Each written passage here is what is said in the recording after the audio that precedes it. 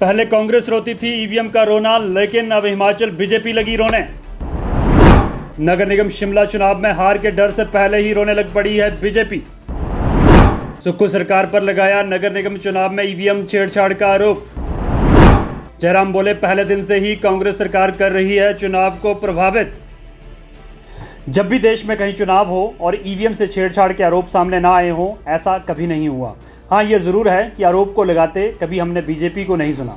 EVM से छेड़छाड़ के आरोपों को लगाते हमने कांग्रेस पार्टी या जो भी बीजेपी की विपक्षी पार्टियां हैं उन्हें ज़रूर सुना है, लेकिन इस बार हिमाचल में ये आरोप खुद बीजेपी द्वारा ही लगाए गए हैं। अन्य दलों को ईवीएम को लेकर रोना रोते देखना कोई नई बात नहीं है, लेकिन इस बार ये रोना खुद बीजेपी ही रोने लगी है। तो क्या बीजेपी को नगर निगम चुनावों में नतीजों का पहले से ही आभास हो चुका है?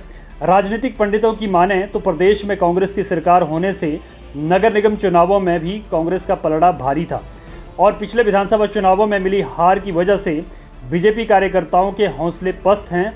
इसलिए नगर निगम के चुनाव प्रचार के लिए प्रधानमंत्री नरेंद्र मोदी ने केंद्रीय मंत्री अनुराग ठाकुर की ड्यूटी लगा दी थी, जिसके बाद खुद अनुराग ठाकुर ने बीजेपी के प्रचार का जिम्मा संभाला था और रोड शो के साथ साथ कई जनसभाएं भी की थी।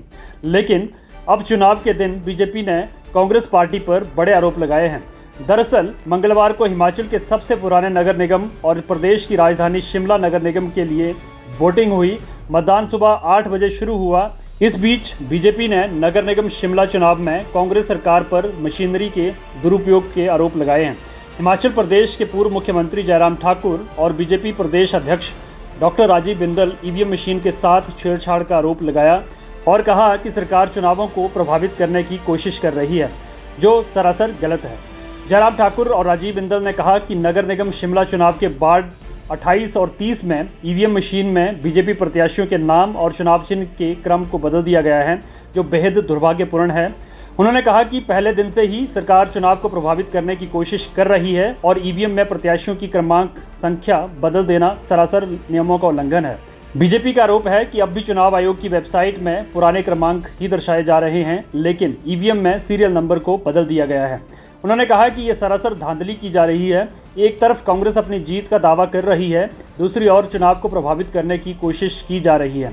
जयराम ठाकुर ने इस बारे में राज्य चुनाव आयुक्त से भी फ़ोन पर बात की है। हालांकि अब तक चुनाव आयोग की ओर से इस बारे में कोई प्रतिक्रिया सामने नहीं आई है। नगर निगम शिमला चुनाव में धांधली की खबर चर्चा का विषय बनी हुई है।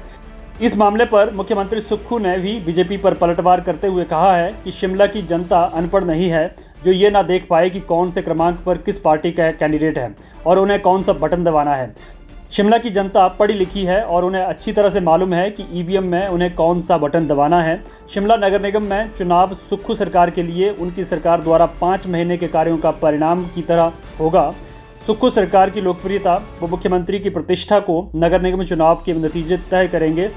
ये कहना भी गलत नहीं होगा कि चुनाव मुख्यमंत्री सुखविंदर सिंह सुक्खू की प्रतिष्ठा की लड़ाई है।